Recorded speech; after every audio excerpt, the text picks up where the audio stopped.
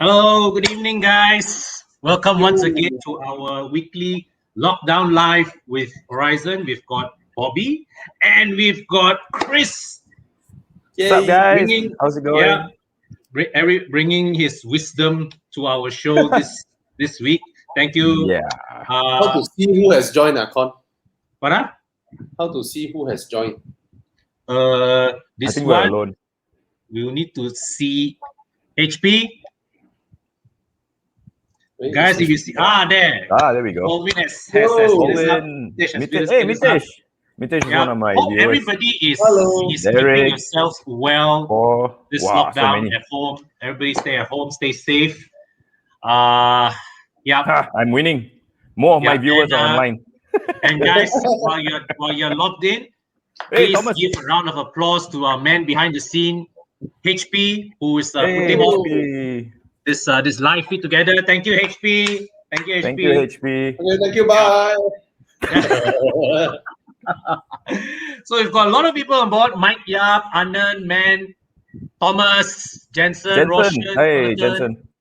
Wow. Hey, Aurizn Jensen Malaysia is online here as well. with us. Thank Right. you, Aurizn Malaysia. Yeah. So as we did last week, we are here today live to answer your questions. It's going to be a live Q&A, but of course, before we go into Q&A, there will be a bit of some special messages and shout outs, all right, for some of our clients. So first up, well, we have Marvelous and by right, Bobby, your 6 Series right now should have been sprayed with Marvelous already, right? If not for the lockdown. Oh, yes. I'm looking forward to seeing that car, actually. Right? So sayang, man. It was like almost there, that day we saw the car, it was like almost just that one step before going to the paint booth to be sprayed and then lockdown. Jonathan was saying my hair looks retro. Yeah, man. I mean, what was it? we were just talking about that, right? We were just talking about that. When Bobby started doing that, I started doing this. Yeah, I got to do my hair as well. Then I'm like, oh shit, I don't have hair, so I started doing this. Yeah, okay, I'm doing my hair. There we go. Shout out to Jonathan. Jonathan is our partner in providing the Evoclub extended warranty. Oh yes, service to those who your warranty ran out and you need to extend your warranty. You can do your inspection and then Jonathan from GMR, and they also recently became the panel warranty provider for BMW Auto Selection. That means if you buy any used cars from BMW Auto Selection, automatically it comes with GMR warranty, which is slightly more comprehensive than the one with the Evoclub extended warranty. The thing is that I've always viewed Evoclub extended warranty as something like a medical card for our cars. Do you agree with that? Do you think that's a valid way of putting it? Someone's asking what does GMR stand for. Can you? Yeah, I need to know. Also. Got my right. Got my right. Got my right. Okay. Yeah. So it's like you pay a small premium at the start of the warranty period, and then that warranty covers you for X amount of damages over that period of 1 year. Yeah. So it's something. I mean, when you buy a used car, especially a premium one, most people will have that fear, right? Not everybody is as well versed with cars as Chris V. Yes. No. That's why I always tell people when you buy a used car from Chris V, you're not just buying a car, you are buying peace of mind. I'm also offering a service like what I did for Mike. I went and checked out a car for Isaac, his son, and then based on my 2-minute voice message to him, he went and bought the car sight unseen. So if you want to see that car, go to my. That is a great find. Awesome, right? You know how close I was to buying that car, and then I thought of Isaac because Isaac is also like my little brother, like that. And I was thinking, like, you were going to be naughty and tell Mike, hey, Mike, actually this car cannot buy laptop, and then you go and buy it. Exactly. 1 month later, 1 week later, the car is in my porch. No, I couldn't do it. I look at that car, it's like that Citroen is so beautiful. I used to have the exact same model. A Vulcan 2-liter, same color with the red striping. You know what's the thing that sold me actually? When I saw the car the first time, the very first thing, all 4 Citroen wheel caps were on the wheels. That was the main thing. You know how difficult it is to find those Citroen wheel caps? So that Yes, car had all four. And it also had the owner's manual with the service history. Now, don't forget this car, 2 decades older. Yeah. Owner's manual, service history. One Pachi owner since knew how to let go. I had to buy that car, but then I thought, Mike's looking for a car for Isaac. So this had to be it. So I sent him a 2-minute voicemail. And based on that, he sent the tow truck that evening itself. So Mike is fast, man. Very fast. And it's cheaper than my Fiat. Yeah, it was. Sorry. And my Fiat. You saw my FMCO co-start video. Hey, anyway, at least your Fiat started, bro. I think that was already a big win. That is a huge win that the car started. Let us get past this this marvelous thing. As you guys can see, it costs more or less like your ceramic coating. It's just that it self-heals and ceramic coating doesn't. That is amazing. That is All right. amazing. Self-healing so paint. That's the shout out. Actually, and the thing is that it's spray on. The application is spray on. Yeah. So this one you can see the scratches on the black bonnet. See the scratches over there from the bronze brush and then hot water, and it's done. It's gone. Voila. Abracadabra. Amazing. Yeah. Really, really amazing. And the first time when they demoed this to me, right, it was under the sun, you know. So they keep scratching, it keeps healing. I thought, hey, where's the scratch? Really amazing. The day Sean tried to demonstrate to me with someone's Lamborghini, I was like, oh, you go and see this scratch in the car. Yeah. Oh, I just received pictures from Andrew Wong of MX5 Club. You know, he's with Otonian. He sent pictures of my car in. And yes, it's bright and shiny. All right. Anyway, so or not? Okay, surprise. Surprises when it's done, yeah? Yeah. So for Evoclub members, if you are keen with this, because it practically turns your car into a self-healing paint. And it's 5 years. This thing will last there 5 years. And Evoclub members, you get a discount of 834 ringgit. Yeah. So if you're interested, you can head on to our club.evomalaysia.com. If you have a membership, you can log in and then you can book a slot. All right. So cool. Hey, and then there was something I learned. Hey, Mike. There was something I learned that day with the Marvelous. So it has a warranty of 5 years. So after 5 years, assuming that you didn't take care of it so well, the thing wears out. So then you will have to reapply. So the advantages of it is that when you reapply, you don't have to scrape anything off. You don't have to peel anything off. And because during the first application process, it's a 3-layer process. So when you reapply, you actually only need to reapply the top layer. The bottom 2 layers already set there and you don't have to do again. So the reapplication process, when you get around to do it in 5 years' time, is actually a lot cheaper than the first time around when you do it. Yeah. But most people won't love their car as much after 5 years. Well, it's something for them to shout about to whoever that, if let's say they sell the car, for instance, they say, hey, you know, this is something I have on my car, and that enhances the value of the car when you sell it also. Okay. My view. Let's go on. Yeah. With, that's very true, Con. Yeah. The fire extinguisher. Yeah, so you guys know that we are bringing this in, hopefully. So for those of you who are interested, you can go on to our website again, club.evomalaysia.com, and you can pre-order. Why? Because it's not here yet, and we're trying to group as many people as possible so that we hit the right number, and then we can bring it in, and we estimated it to arrive in August. It could spill into September, but let's see. All right. Yeah. So what's different is that most fire extinguishers are dry powder, right? Pressurized canister, dry powder. But this one is not pressurized. This is gas based. The difference would be very, very, very little residue, almost none. I mean, I think HP, you have a video to show, right? Very quick one. All right. Just pull the trigger at the back and then press the yellow button, and then it will start the process. And then you don't have to hold the button. You just press and then you start spraying out. and it's so small, but it's equivalent to a 1 kg. Just look at the video and see how small the guy is holding the. Okay, look at the floor. Look at the floor. It's all white. So this one is like bare minimum residue. So the dry powder thing, right? Let's say let's assume, I mean, touch wood, you have a small fire in your car. You have a dry powder fire extinguisher. You spray your car, your whole interior gonna have that white powder. And that white powder actually damages electrical stuffs. All right. That's why white powder is not to be used in server rooms and all that. In server rooms, they have to use this type of gas-based extinguisher. So it's basically a newer technology stuff, and that's why we think this is good. And it's very small. It's smaller than the 500-gram dry powder, but it's equivalent to 1 kg dry powder capacity. It's like the size of those mini umbrellas that you get that women can put in. No, it's smaller than that.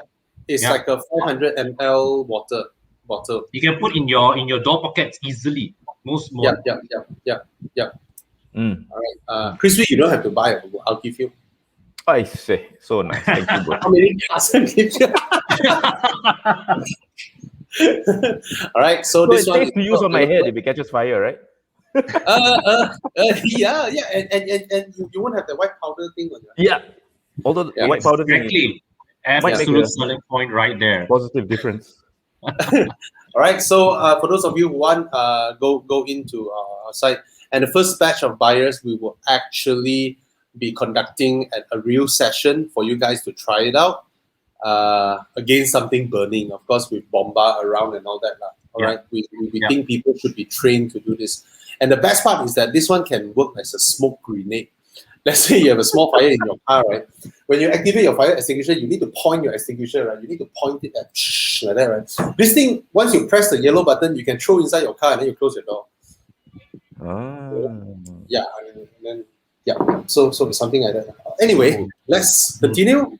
All right, okay. So nothing much lah. And of course, the last shout out is our Evoclub Insurance.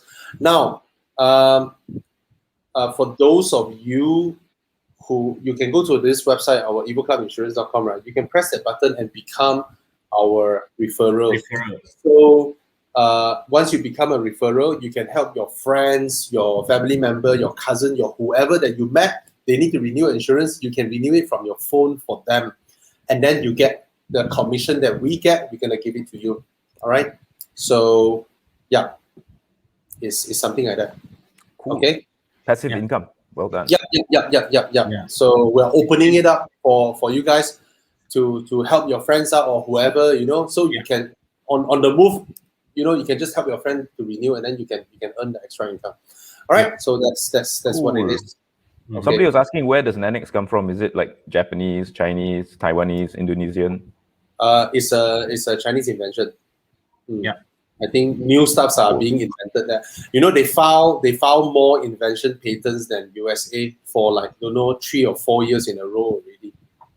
For the past few years now, they have been the most active inventors in the world. Yeah. Hey, Johan is here. Hi, Johan. Hi, Johan. All right. Thanks for all the friends who joined in. Yeah, thanks. And thank you. So can't see how many people are online though. Can you? 60. I can't. How many? 144. 144. Wow, 144. Cool. I know how I can. Wow. Aurizn's Facebook, and it will tell me. Yeah.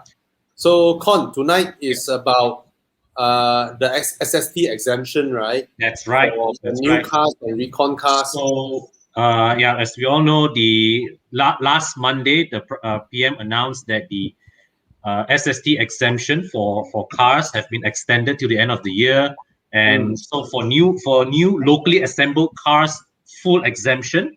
For fully imported cars, it's 50% exemption. Yeah. Right. So the deals are still there to be made till the end of this year. Yeah, so Con specifically wanted the show tonight so that anyone who wants to ask questions on what cars they want to buy can fire up in the comments. Fire it up, guys. So let's give Adrian is like, buy more Porsches. Of course. Of course. All right. Not a bad idea. Not a bad idea. But if let's say like SST exemption, if you're talking about SST exemption, of course it doesn't apply, unfortunately, to used cars. Or it's okay. Used cars are cheap Recon anyway. What, right? Does Recon have? What? That one you got to ask Chu Yang, because he just came up with a very nice video about what's the difference between Recon, grey market. That's and he's watching. So Chu Yang, tell us the difference. Con, as long as it's not registered in Malaysia, JBJ regard it as new. Yeah. So you have to pay as new tax. Yeah. Okay, Chu Yang has clarified. Oh, Okay. someone asked a very good question. Any opinion on South Africa's Recon car, HM Core? I remember I asked about this to someone in the industry, right? And the answer is pretty interesting. He said generally lower mileage and than UK. I was like, really? How come? Then he was like, all around South Africa is shit place where they want to go. The UK car will go into Europe. I was like, yeah, true. So that's quite interesting. But I think but the thing about South African cars is this, South African climate, right, is very similar to ours. May even be harsher. No, actually, the answer that I get is that they don't put salt on the roads during winter. So you have less of the salt.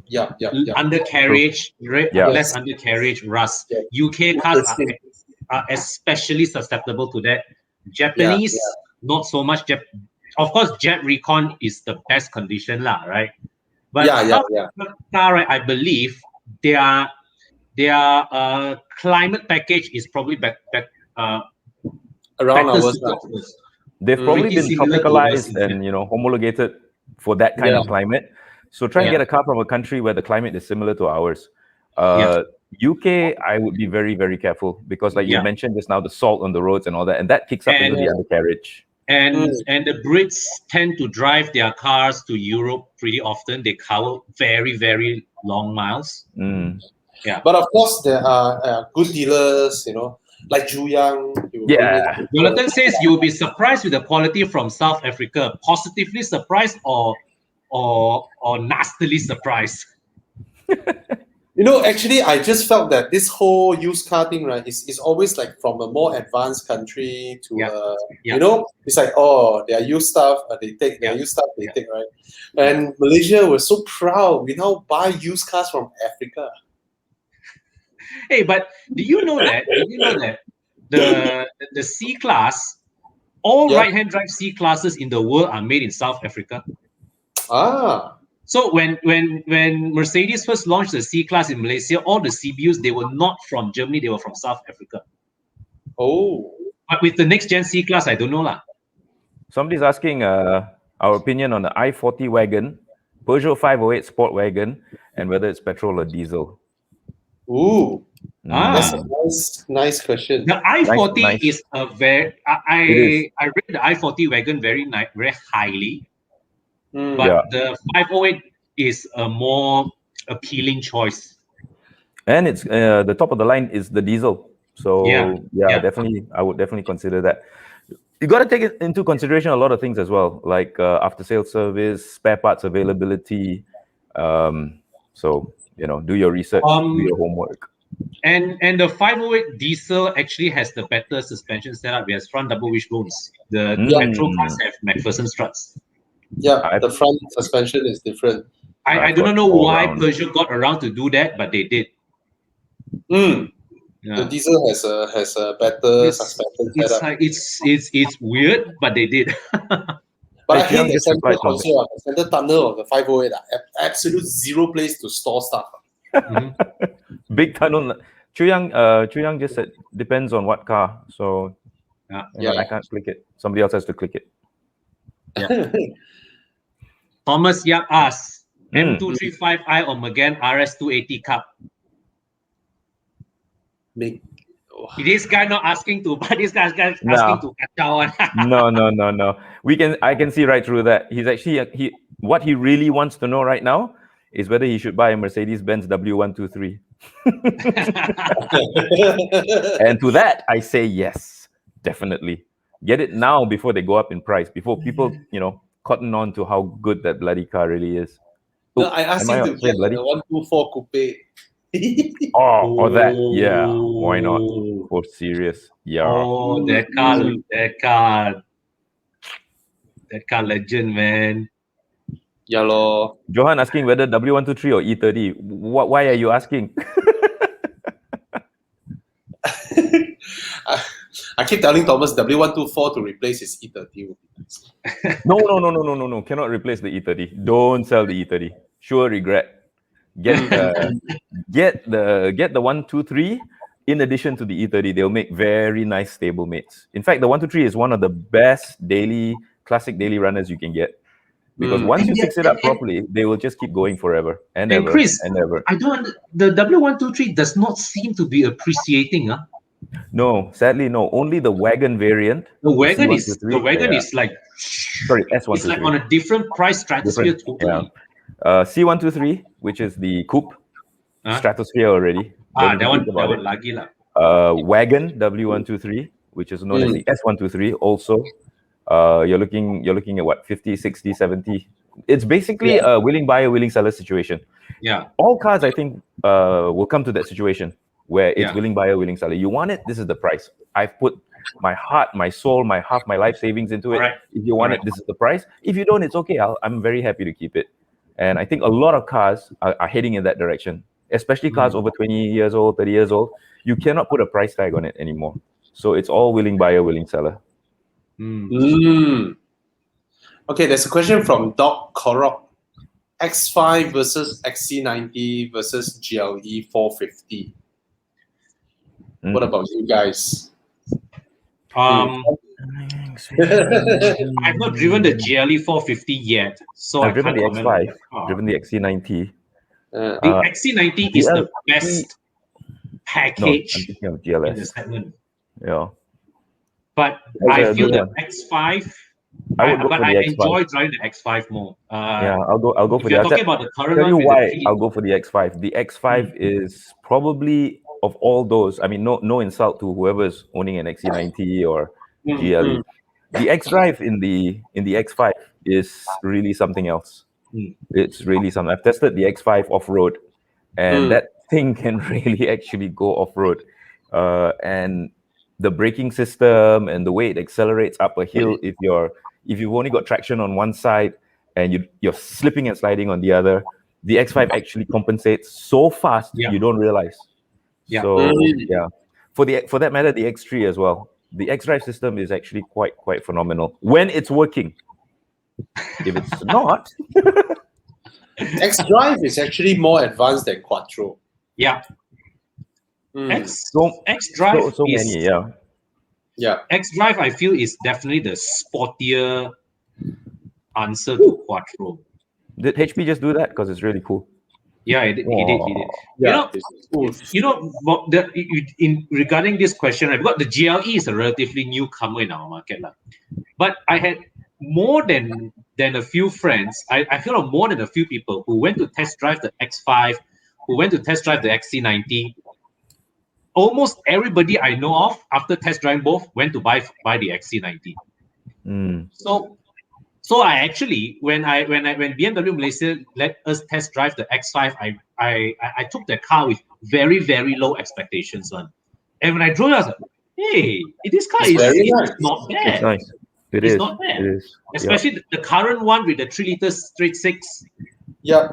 It's a very nice car to drive. The previous Gen X5 with the 2-liter turbo, okay lah.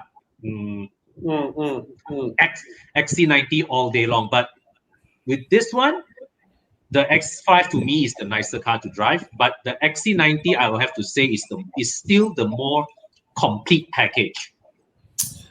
But you know what, Con? Last time, right, when someone asked me, especially the old GLE, right, I would just tell them, hey, forget about it. Go get a X5 or XC90. You know, but the other day there's one guy who who messaged me and said that he's thinking of buying the GLE, the new one, the current one, the CKD one. I told him go ahead because the previous GLE is actually the old M class. Yes. Yes, it's actually the old M class with a serious facelift and all that. That's why all the Mercedes have new generation interior. That one still has the W212 generation interior, right? Yeah. And the new one is properly modern. The interior is beautiful. I said, I don't think you are making a wrong choice with any of this. But really, the XC60 is still so handsome. Bias. You the one who tell me, right? People in your XC90 group, they are trading in their XC90s for another XC90 because they got nothing else to buy. There are already people with their third XC90s. Amazing! Wow. Yeah, they bought it. They bought the first batch back in 2015, and then in 2019 they changed one, and then 2021 they got to change another one also. Yeah. Chu Yang was saying XC60 T8. Actually, the XC60 is very nice, but I just could not get used to the brakes. Maybe if I owned it for longer, I just couldn't get used to the brakes. Chu Yang want to start a family. Is Audrey here? Is Audrey here? No comment. Audrey watching, can share. Boys. XC90, XC60 T8. Wow, there's a lot of question already. Mike Yap asking XC60 or XC40. Oh, that's why Chu Yang answered this. Okay. I get it. Chris, you drove both, right? XC40 For me, XC40. The XC60 is nice, but because it's using brake regenerative, it's got the brake regenerative system. It really takes a really long time to get used to those brakes. You press, nothing. Next thing you know, your face is on the windshield. Seriously, that's almost exactly what happened. Yeah, maybe I got a bad one. I'm not sure. But the XC60 also has a T5 version. Yeah. I feel when I drove the XC T5, I felt that this car actually overall it feels more natural to drive than the T8. But it's just that the way the car is dressed up is that when you sit next to a T8, right, you'll be like, how to not go for the T8? Yeah, exactly. It looks so good. But Chris, really, the brakes of the hybrid no longer behave like that. That was the first time. Yeah? Thank God. Like we just drove the S90 T8 also. The brakes are very natural. Yeah. Good. Well done. The XC40 is handsome. It is. The XC40 looks really, really handsome. Yeah. Very, very handsome. All right. So what else do we have here? Ahmad Yasir asking M5 E39 or Alpina B10 V8. Both. Neither is wrong lah. Let's put it that way. But the B10 is way rarer. B10 M5 is rare. B10 is rarer. B10 sounds like biodiesel. It does too. Yes. I have the BMW biodiesel. Yeah. Too much alphabets to explain what you bought. It is. Yes. The guy is like, I drive an M5. Sorry, I heard Alpina and then lost my train of thought already. Sorry. Okay, one advice. What? Gary Wong. Sorry, what's that called? Gary Wong asked, how safe is it to store a car tax-free in Langkawi? This option seems rather obscure and information is scarce to almost looking like illegal. Can't find much on Google on companies doing this with full transparency. Thoughts? It's legal. Yeah. It's not evading tax or whatever. It is completely legal. You buy your car, you register it there. You use it within Langkawi. It's tax free. You want to bring it into Malaysia, bring it into Peninsula. You have to pay a bank guarantee. Yeah. And for SUVs, you don't have to. For sports cars, all you have to. So the bank guarantee would be the value of your tax.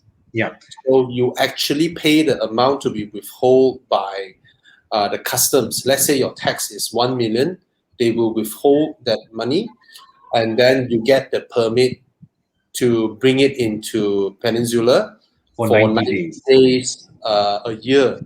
And you can bring it, the maximum, basically 90 days for a year. That's the max. But they have recently added another rule where you have to actually go to a commissioner of oath to sumpah and say that you'll be doing this and you'll be following the law and blah, blah, blah, blah, blah. Recently, they added this. But it's a completely legal thing. And there's full services available in Langkawi whereby they store your car covered, and they charge your car, they take care of it. And then when you want to bring it in, they will help you bring the car to the ports and actually ferry it over and all that. And even deliver the car down all the way to your house for you to use it. Once you're done, you can contact that person to bring it back. Costs a few thousand each round. But in that manner, you'll be able to register your supercar in Langkawi and then use it, So that's legally.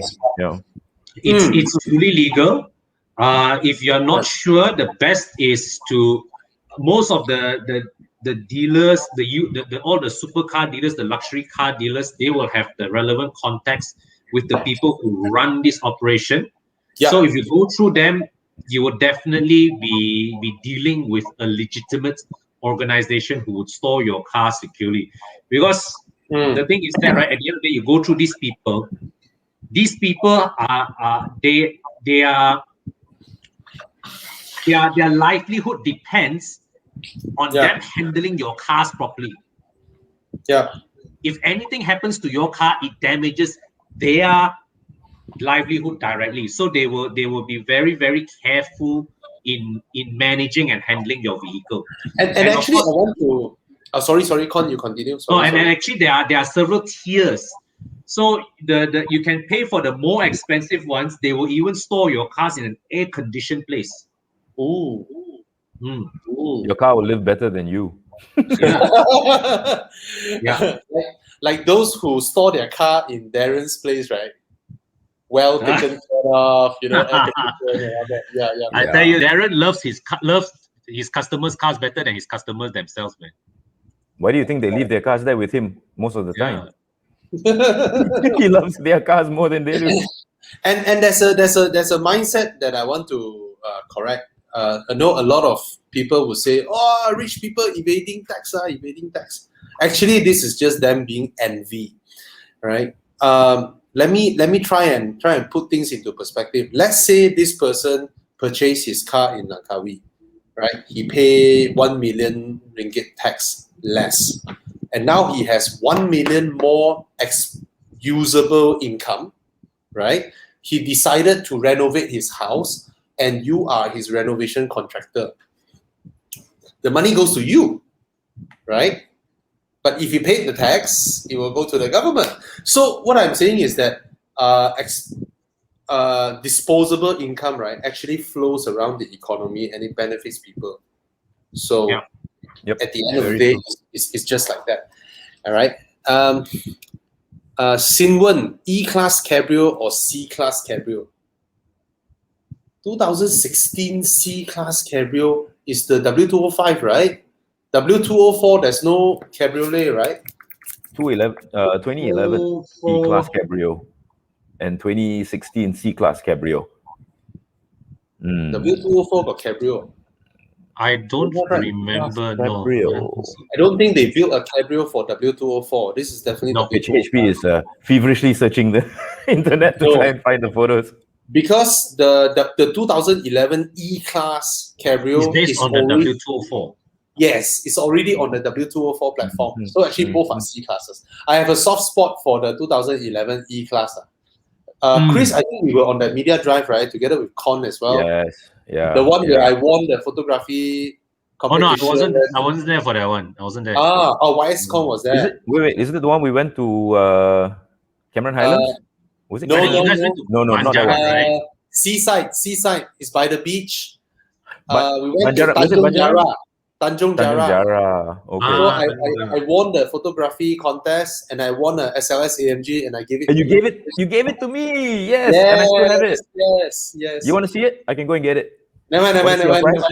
No, I think people should see the prize Bobby gave me. Okay, I Bobby can won the wait for you. contest, and then he gave me his prize. That's why I love that guy.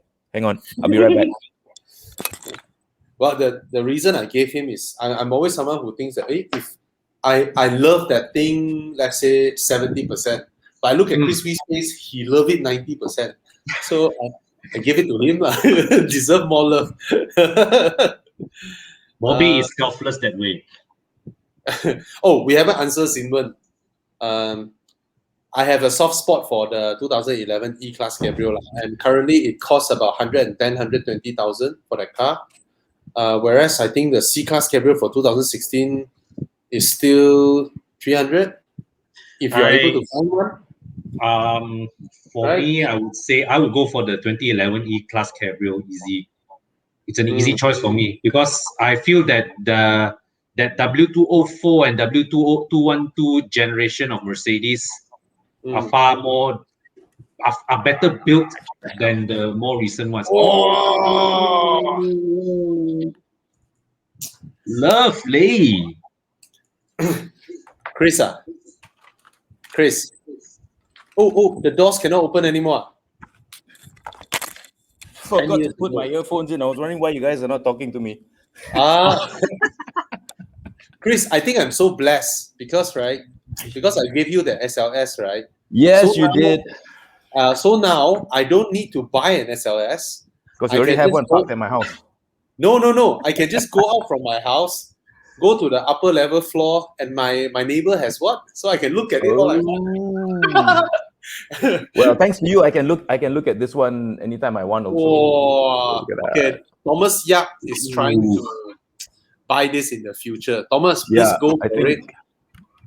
Please go for it. This car, I think now is at a very, very good price, about 800,000, and of course it's cash buy lah. But it will not depreciate. It will appreciate. Probably will. Chu Yang is saying that C-Class Cabrio should be around 220,000 to 40,000 on spec and condition. Yeah. Balwin wants to mod to suicide doors. Anyway, thanks for this. Balwin, most Really awesome. That's nice, the SLS. It's gorgeous. Yeah, man. And the commercial is shot with Michael Schumacher. Yes. You know, in the tunnel going upside down, you know. Yeah, I love this car, man. Okay, we have a lot more questions. Okay, let's go on. Oh my god. Okay. My god. Okay. Wow, the engine, the 6.2. Look at that.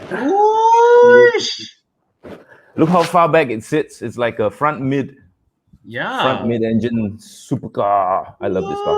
Yeah, man. This car is awesome. Lovely. Thanks, Bobby. Hey, don't mention. Someone asking XC40 2 liter or 1.5 PHEV.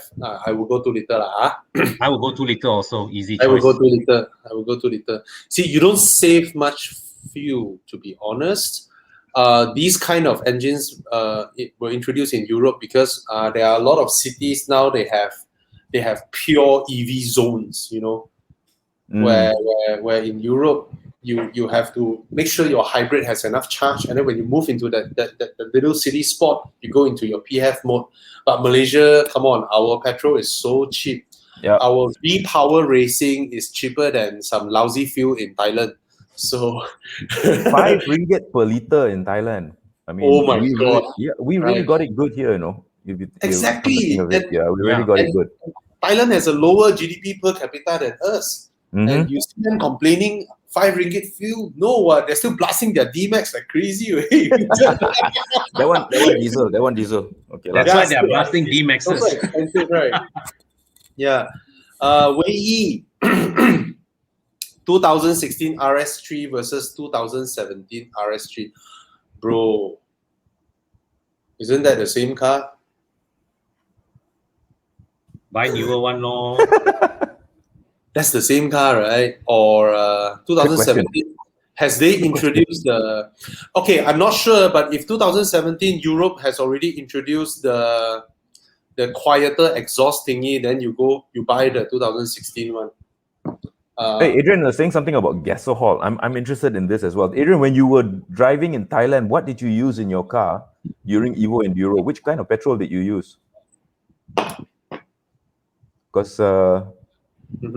supercars in Thailand, I mean, what kind of petrol are they using? Gasohol. I remember there was one that we were all using, the orange one, and the lettering looked like IUUBU. We called it the mother fuel, Ibu. Ibu. Remember that? We either pump that one, or we go to when we go to Shell, we just pump the most expensive one. No? That one is not. Yeah, a lot of them went to Shell. Yeah. One of the main concerns a lot of people have about driving or riding in Thailand, especially newer bikes, newer cars, especially exotics and supercars, is the fuel. Which fuel? Did they want to go in there and pump the wrong fuel and then screw up their car?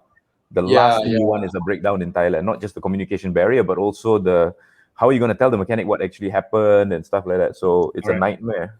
You know what's funny, Chris? When I was with Jack Barrett, we were at the Shell station. Jack. Yeah, I remember Jack. And Jack was pointing at the biofuel, the 20% alcohol and gasohol, basically. Gasohol, yeah. Yeah, he was like, the time it was the Chiang Mai drive. I drove my 6 Series, and Jack Barrett was like, Bobby, if you pump in this fuel, your car's going to be pushing 400 horsepower easily. But it's only going to last you half a day, and you have a day. You're going to have a blown engine. But Bobby, you didn't have to use any octane booster or anything like that, right, for your car? No, I mean, our cars all got knock sensor, right? So we are all operating at 65-70% performance when our cars were in Thailand, right? The moment after we crossed the border, we refuel. Wow, the car immediately felt the power. Yeah, man. I never had that problem, of course, because I always had the oldest car there. One of the oldest cars there, so kerosene also can. You just need to be careful with gasohol. Yeah. Because I think with the older cars, the fuel lines cannot take gasohol. Yeah, it will eat the fuel line. It will eat the fuel line. Correct. Yeah. Okay, here's an interesting question from Kakit. Oh, I was about to point that. Yes, nice. Come. My parents recently thought of upgrading from. We were thinking of a different question. From their GM6. Questions, I think. But we can answer this first, right? We answer this first. Last thing is right. X70 is more than fine for what it's offering, but curious why not the X50? It really depends. My view is it really depends on what you want. The X50 is a more. It's based on a newer design. It's a newer platform. It's got more toys. Yeah, but the X70 gives you a bigger car. So do you want a bigger car or do you want a more advanced car? It's the same. It's the same situation that I get quite a lot when viewers ask what car they should buy. It's one of the questions I fear the most because I have no idea what their requirements are. I don't know if they're single. I don't know if they have a family. Whether they have 4 kids or just 1 or more kids. The budget, where they live, even, and what they're going to use the car for primarily. So it's a very difficult question to answer, and I usually just tell them go test shortlist 3, go test drive, see which one you like the most, what that you can afford, and buy that one. That's it. But I prefer driving the X50. It's a more drivable. I think it's more drivable X50, as well. X50 is definitely it's a lower riding. It's lower riding. It's a newer design. Yeah. And the drivetrain, I like the drivetrain slightly more, but both are fantastic value for the comfort levels and all that. Like what we mentioned, there's one time me and Con was mentioning, for those people who currently buy the X70 and X50, right, they need to work very, very, very hard so that they are able, when they buy their next car, they can feel and upgrade. They can afford full upgrade. Because the kind of cars that they can feel they have upgraded, right, will be about 270, 280,000. You know, whereas currently they spend 100K to buy these cars. It's you go into 150K, fuck, it's a downgrade. yeah. They have to work very, very hard. There's another question from Kakit Leong, right? Yeah. The parents want to upgrade from GM6 City. We've been looking around higher cars like the G20, 320i, C200 or the GLC. Also the Mazda CX-5 Turbo. Not specific brands, but for what's best for the money. 320i, C200 or GLC, that much. He also mentioned CX-5 2.5 CX-5 2.5 turbo, bro. Yeah. Oh yeah, man. Definitely. Go for the CX-5 2.5 turbo. I call it the CX-5 MPS. Actually, I will say the same thing that I say usually. You have already now very wisely shortlisted 4 vehicles here. It's not out of the question for you to go and actually test drive all 4 of them and choose the one you like the best. Because when it comes to cars like this, you're not asking whether you should buy a Lotus Elise or a Proton X50, because those are like totally separate and different. These are all very, very, very close. Very close already. You've already narrowed down what you like. Okay, obviously you've already narrowed down what you like. Go test drive all 4 of these and buy the one that appeals to your heart the most. Because obviously you can afford all this. Go test drive all 4. Buy the one that you like, that appeals to you. I think the hard part is a lot of them, they couldn't figure out. It's almost like, I like this, I also like this, you know? Yeah, but it's not up to us to decide for them. And that's one thing I'll never do. I will never tell you, okay, kid, go and buy the C200. No way. It is not up to us. Our job is not to sell you a car. Our job is to tell you what's out there so that you can shortlist based on hopefully our opinions and then go and test it for yourself. Because I don't want you to come back 2 months later and say, bloody hell, you asked me to buy the C200. It's totally not the car that I would need. How would I know what you need? Hey, I kena that, you know? I kena one guy to me. Yes. He was like, you review this car, right? And then I watched your review. Blah, blah, blah. This car is not good, blah, blah, blah. And then I was like, bro, I haven't reviewed the C350E. Is it me? Oh, it happens. Seriously, on the streets. Yeah, it happens. It happens. And that's what I refuse to tell people what car to buy. I get so many, hey, X50 or Ativa, go and test drive both. They're both good in their own way. Both have pros and cons. My job is not to sell you a car. I don't work for Proton. I don't work for Peugeot. I'm just here to tell you what's out there. You decide for yourself. Yeah. But for Kakit Leong, I think the CX-5 2.5 turbo is a very good value. Well worth considering. But considering. I don't need to warn something though. The CX-5 turbo is absurdly powerful for its chassis. And your problem is? It's the brakes. It's not a problem. Just be mindful of that. Yeah, I think it's the brakes. It's the brakes. I tell you, there was one Mazda media drive I had the CX-5 turbo, and boom, that way that car regains lost speed. It's absurd, you know. It's you got remember on the fast lane. When I test drove the diesel Mazda 5? Mazda 6, the diesel sedan Mazda 6. Yeah. It was so quiet, it was so comfortable, and then it accelerated so hard. I had to stop at the side of the road and open the fuel cap, and sure enough, diesel only. I had no idea it was a diesel. How freaking good it was. So yeah, man. I mean, that was amazing. Diesel technology has. Correct me. I mean, disagree with me as much as you want, but I feel that diesel technology has grown by leaps and bounds to the point where they are now surpassing petrol engines. Really, diesels are amazing. Sorry, go ahead. I just felt that Mazda should actually give a different badge to their 2.5 turbo. They should just call it CX-5 Mazda Speed, right? I don't know why they are not doing that. Yeah, just call it MPS. Yeah, MPS. I was just about to say. Brakes. Because that car has the 2.5 NA chassis, but I think, easily double the torque. It's crazy. The MPS is like you steer like this, and the car is going like that. Or you're talking about the Mazda 3 MPS, right? Yeah. Yeah. I remember was it you, Chris, who once described the Mazda 3 MPS as an accident in the waiting? Or the top steer, right? No. I didn't say that. But that's funny. But that car it was a hilarious car. It's a hilarious car, and they don't make it anymore. So whoever's got one has got a real collector's item there. That's a sleeper and a half. And once you learn to control the torque steer, it's a lot of fun. A lot of fun. I mean, it falls within the realm of one of my weevils already. It's getting there. So don't be surprised. Okay, next question. Garrick Nakano Rapster, 2014 F10, 528i, or a 2014 W212 facelift E250.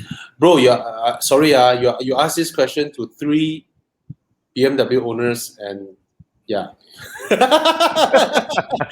528 is an easy choice for me. Yeah.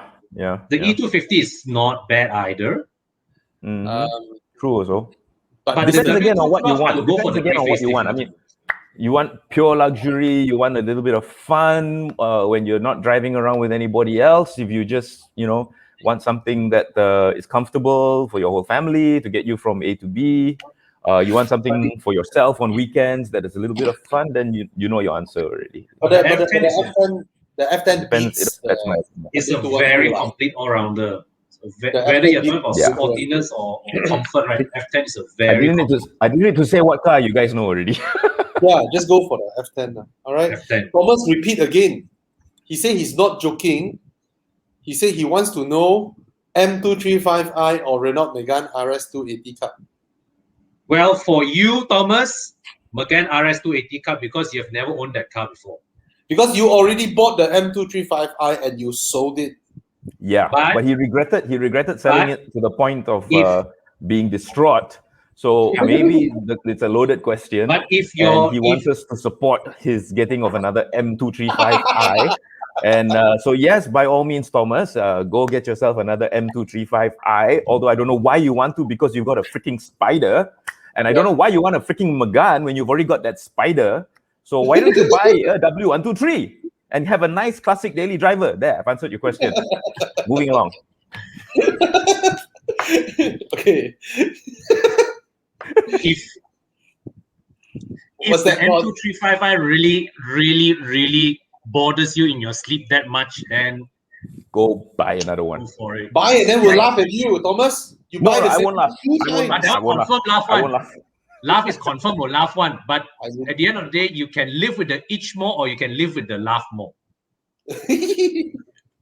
Okay. Our guru here, Theophilus Chin, asks a Fiat Bravo 3-door or an Alfa Romeo 145. Alfa Romeo 145. Don't buy the Bravo. It tried to kill me. Okay. Go buy an Alfa Romeo 145. Definitely. Yeah. I shall show you the car that tried to kill me twice. Wow. Yes. Some time ago. But the Bravo is very good looking though. Oh yes. Looks are subjective lah. I mean, where's the car? Here we go. Yeah, you can see that. Hey, shit. Sorry. So yeah, that was the car that tried to kill me twice, and decided, go kill somebody else, and I sold it off. So speaking from experience, if you buy a Brava or Bravo, and yes, I still can't tell the difference between the 4-door and the 2-door. One is a Brava, one is a Bravo. I can never tell the difference. Yeah. Check the brakes before every drive, because this one tried to kill me twice by not engaging the brakes when I wanted to engage the brakes. Bro, Bravo has the shapely tail lamp, and Brava has the 3-line tail lamp. So this was, I can't tell from the tail. I can't see the back end. The Bravo, right? I thought Bravo was 2-door and Brava was 4-door. Brava 4-door, and they have the 3-line tail lamp. 3-line tail lamp. Yeah, so that means mine was a Brava. Yeah. But the Alfa Romeo 145 is a damn, It had the three individual rear lights. Yeah. I see. But the 145 is a damn nice car to drive. That's a real driver's car. Yep. Yeah. Get the manual variant, of course. I don't think it came in auto anyway. Get the manual variant. Any Alfa Romeo with a manual, go for it. Really. Was that me or you? Oh, yes. Yeah. Oh, yes. Stay away from anything with a seller speed. It's called a silly speed for a reason. Chris, Silly speed. the What? seller speed, Who's calling me? the seller speed cars, right, Mm. is very easily convertible to manual, right? I wouldn't say easily. Oh, thank you. Here we go. Yeah. Oh, thanks, HP. This is a nice reference. Yeah. So that Alfa 145 was known as the bread van. For some weird reason, they called it the bread van. Yeah. And the Fiat over there was, I've had one, so I wouldn't recommend it. Although I do currently still have a Fiat, which is the Punto, and Bobby's got the Fiat 127. So we're both Fiat owners. But sorry, you were saying, Con, something about No, the seller speed, right? If let's say like you find an Alpha, which is manual yeah, conversion. Manual conversion. Yes, it transplant can be manual. done. You can convert to a full manual. In fact, I think a few people have actually done that because the seller speed is just ridiculous, stupidest thing ever. But it's not easy. But it can be done. Yeah. Like with the BMW SMG, a manual conversion is a very straightforward process because it's practically the same gearbox. You don't even need to change the drive shaft. The SMG is basically a clutchless manual, right? Yeah. The seller speed also is the same, isn't it? Yeah. The best way to use a seller speed is actually to use the lift and shift technique. Correct. A lot of people didn't do. And I think that is the main cause why all these gearboxes die. They just need to add a little blinker to blink when it's about to shift. Yeah. When it's about to shift, then you know when to lift off. That's it. Then to lift off, yes. Yeah. But no, they didn't. Also, I think a lot of it has to do also with our climate. It was really not suitable for that car. The cars were not homologated or tropicalized. And I don't know if you guys remember or not, but this is not the first time that's happened. We actually, during the test drive of when Mitsubishi first came into Malaysia, we discovered a problem for them. Do you remember that? Where the gearbox oil that they were using in the Lancer was too thin. It was specified for Japan, a Japan climate. And as you know, Malaysia's heat, humidity, rain, and all that, it just couldn't handle our climate. Yes, our climate can actually kill our cars if they're not properly homologated and tropicalized. So yeah, Mitsubishi after that changed the gearbox oil and to something thicker. And I think Proton actually even put a gearbox oil cooler into the Perdana because of us. And the Inspira too. And the Inspira, correct. Yeah, a gearbox oil cooler, which is not necessary. The Nissan Tiana also got a gearbox oil cooler. Yeah, they had to for Malaysia. Yeah. Wow. Okay. So it's a service we provide, you see. Okay. Arif Zaim asks, is it okay for me if I convince my father to get one for me, the used 17 or 18 Polo hatchback 1.6 MPI? I'm 18 years old. 18 years old, you want a Polo hatchback MPI? I always say this, first car has to be something without ABS, EBD, brake assist, traction control, electronic stability control. Get something as raw as possible with a freaking clutch and a manual gearbox. It will teach you to be a better driver, a more conscientious driver. It'll teach you to appreciate your next car more. Don't buy something so bloody expensive as your first car. No, it's a 2017 and it's a Volkswagen, so it should be about... It should be quite cheap, right? It should be quite cheap. Let's find out. Yeah, it should be quite cheap. Especially it's an MPI. So go for it.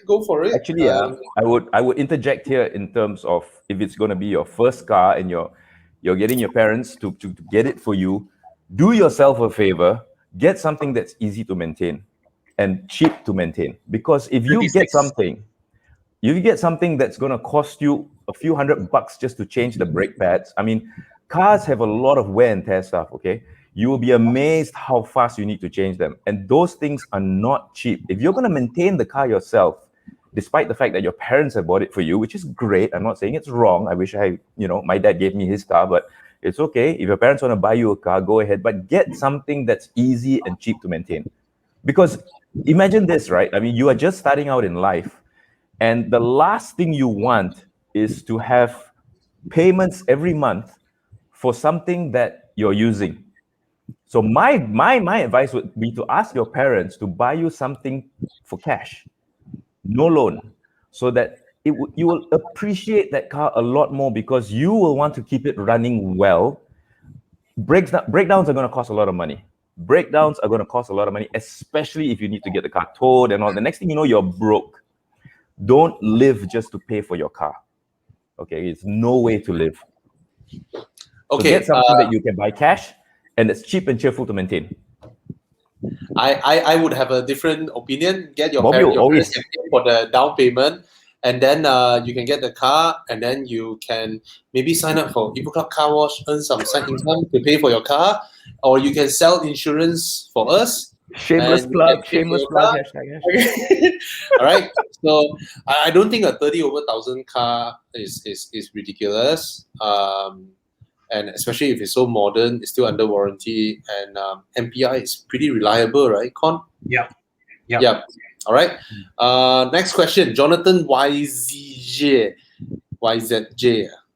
Mercedes A250 or Mini Cooper five door? Mini Cooper S 5-door. Do you need the 5-door? Yeah. Do you need? That's another thing. Do you need 5 doors? Do you need 5-door for a Mini? Because truth be told, a 5-door Mini gonna depreciate faster than the standard Mini. All right. And the Mercedes A250 is proven to be very resilient in terms of resale value. It's very strong. Even if you look at the older A250, right, their resale value is pretty strong. But of course, in terms of interior build quality, the Mini is actually better, even though the A-Class is prettier inside.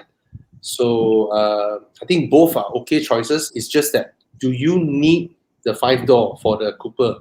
If you don't, you can always find a nice Clubman or the 2-door version, that would have the proper Mini look, Shots fired. Shots fired. Johan said a 5-door Mini is not a Mini. Shots fired.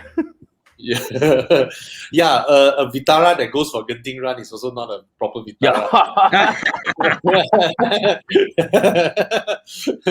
Hey, no, Johan, since you go Genting Run with a Vitara, right, you should change the name to Escudo. Yeah. Those who Gran Turismo will know, Escudo. All right. Don't give him ideas. He already wants to swap engine. Chan Richard, RCZ versus TT. RCZ, for me, it would be the RCZ. Only because of the way it looks. Yeah. Yeah, you know, the car was delayed in Malaysia because they couldn't get type approval for the bubble roof. Oh, damn. True story. True The story. roof, Yeah. beautiful. Wow, you didn't know that. Yep. It got delayed because of that. There's a long question here. Somebody is asking. Who's that? What's that? Hang on a second. Which one? Okay. Jiren's asking a very long question here. Yeah. TT MK2 Quattro, right? Thinking about an upgrade in the future. Same type of car, 2 doors, fast, zero practicality, and with potential to upgrade. It has to be a Porsche. Oh yeah, it is. He mentioned Porsche. Yeah, he's already mentioned Porsche. 2009. 4 Series 428i, no. 428i. I would go with the Z4 because Z4 straight 6, okay. Straight 6 is nice. Like the one my cousin used to have, the one designed by the 2 women. That's still a very, very nice and good-looking car, despite being more than 10 years old. Z435i. That's nice. Yeah. GT86 is too slow. Yeah. Z4. Yeah, Z4. 6. Because then you can drop the top if you want. Yeah. You can drop the top whenever. I mean, okay, granted, there was a comment that, Malaysia is too hot for drop the top, but it's not hot all and it's not hot now. Those little gaps in time during the day or during the week when you can actually take a drop the top out, it's priceless. I mean, it pays for the car straight away. Totally. So granted, Malaysia is not the most ideal country. in terms of our climate for a drop the top, but that doesn't mean, you can't experience it once in a while. I remember I did write an article. I'm not sure it was for the Z4 or not, but I said you will not be able to experience the drop the top all the time, but for those little moments when you can, it's going to pay. I mean, it's going to be priceless, and it's going to justify the price of the car straight away, because the feeling you get from it, you cannot put a dollar figure on that. Correct. And please, guys, don't type such long questions because I can't see Bobby's face. You are this. Yeah, that's the one. That's the one. It's just gorgeous. I mean, look at that car, because I mean, it was designed by two women. I met them, and I don't know how they did it, but they've actually made a car that, timeless design, really beautiful. And this picture that HP just whipped up, right? The front end looks so muscular, man. Yeah.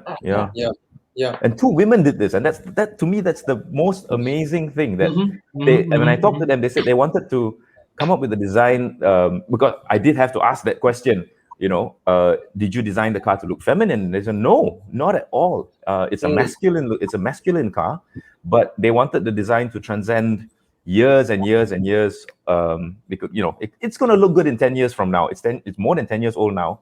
It's going to look good in another 10 years. And it's the same thing what Chris Bangle did when he came up with the flame surfacing and all that for his design. A lot of people condemned him for that.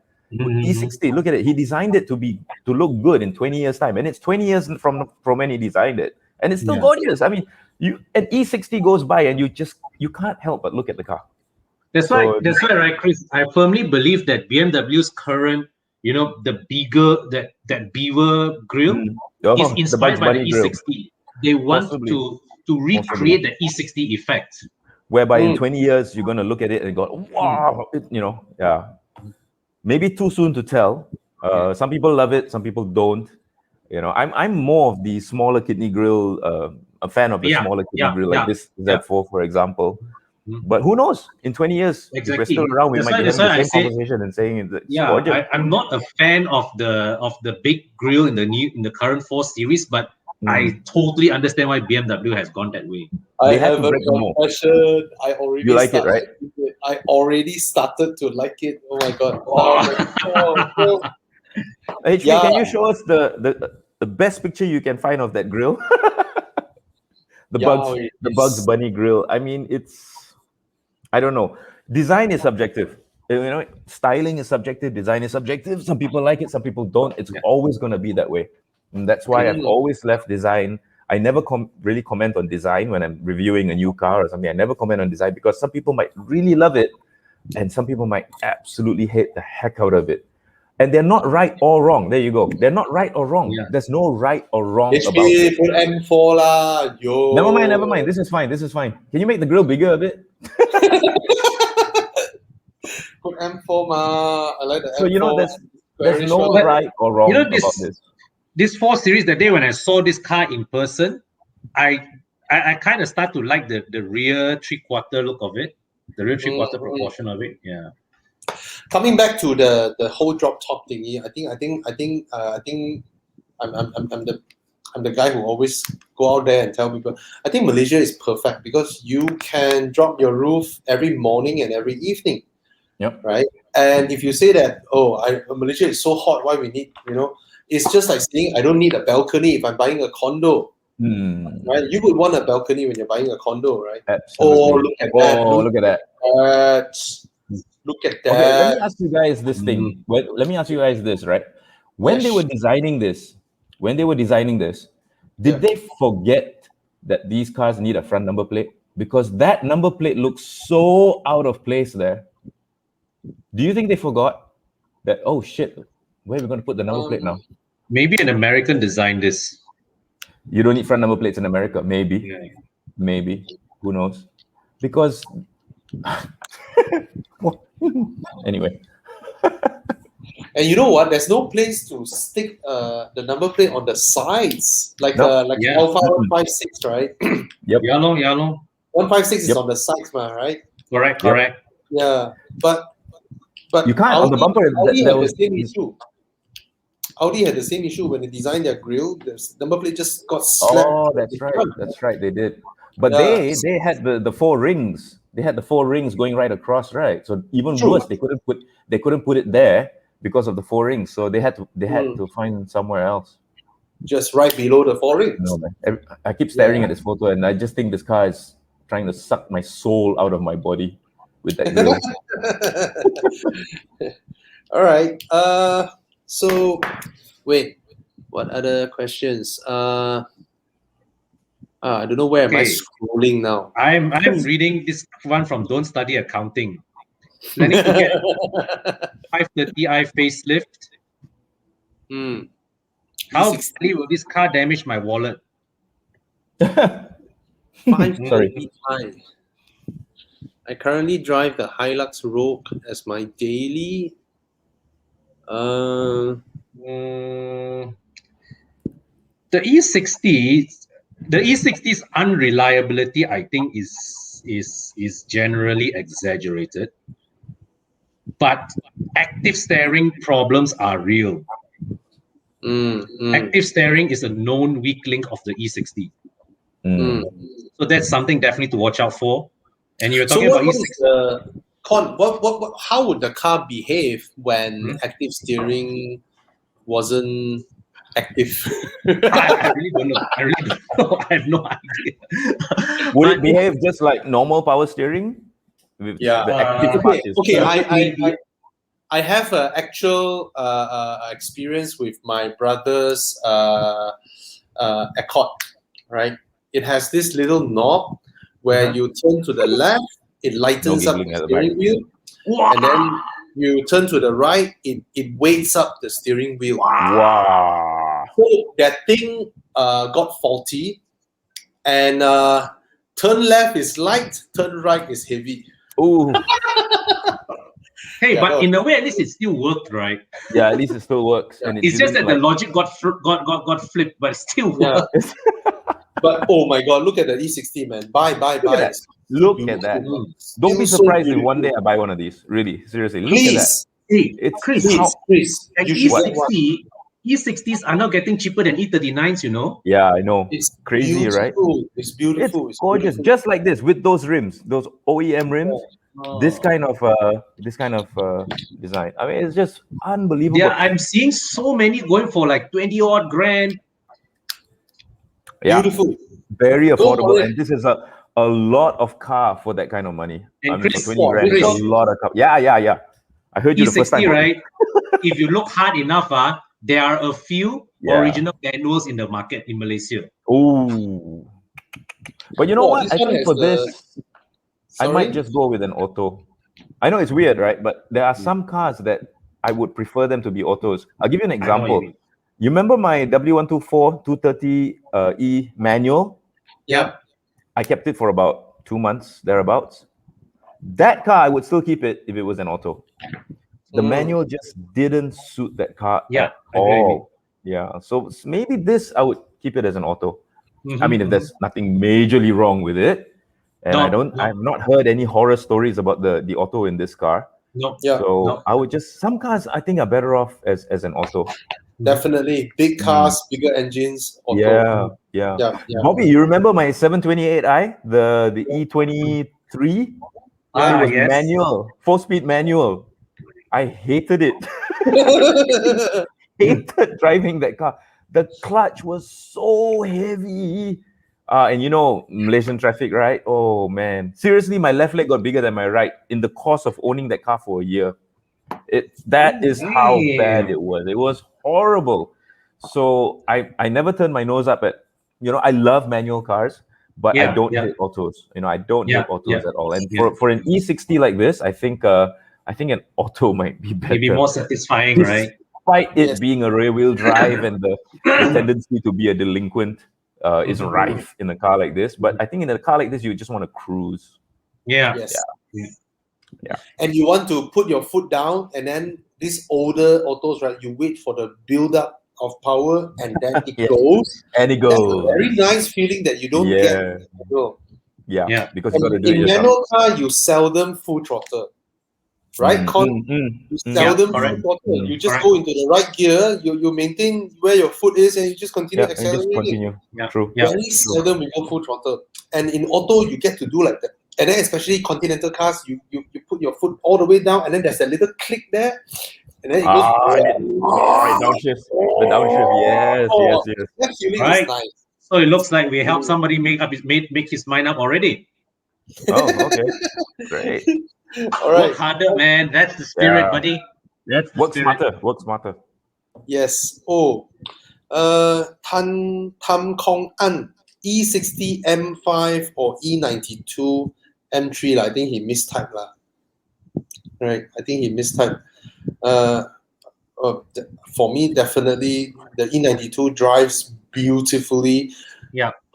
But I have a soft spot for that V10. Especially the price now. I can tell you, if you buy E60 M5 now, you're gonna make money. In the long run, you're gonna make money. It's about 70,000 now. Yes, Bobby, we saw For that M5. that one the other day. A freaking M5, right? 70K. 70K. You're definitely gonna make money. Believe it.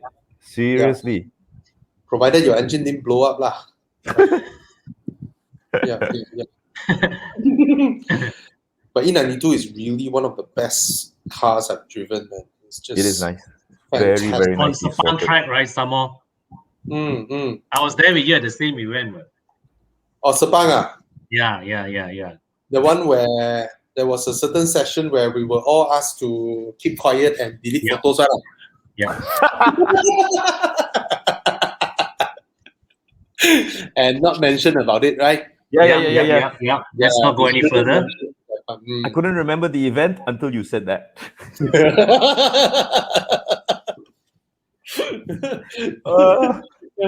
Oh boy. Only a few would know lah. Yeah. Is 7th Gen Honda Accord 3 liter V6 unreliable? Is that the Perdana Accord? No, No.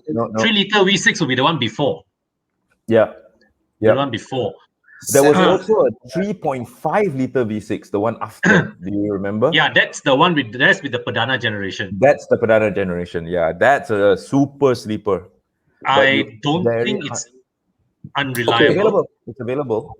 I'm not sure about the 3 liter V6, but I have a friend who has driven the 7th Gen Accord, the one with the triangle front and tail.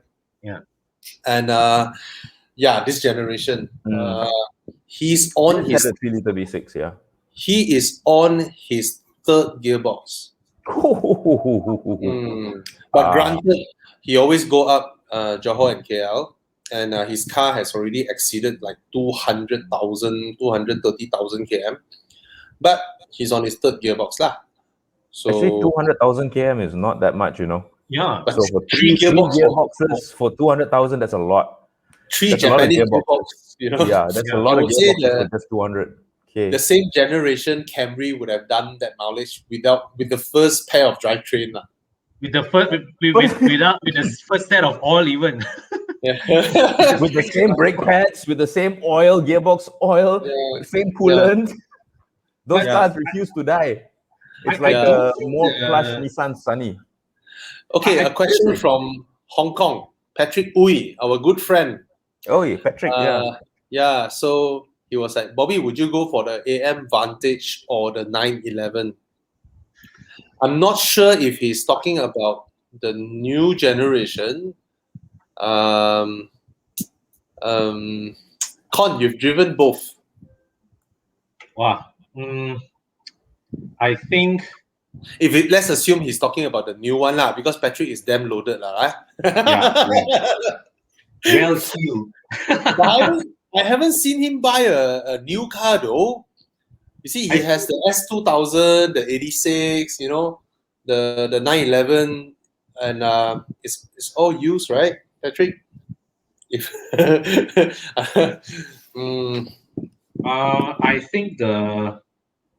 I think in this example, I would take the Vantage. Ooh. Yeah, I think with a special accent, Vantage. Vantage. Wow, HP really legend lah, this guy.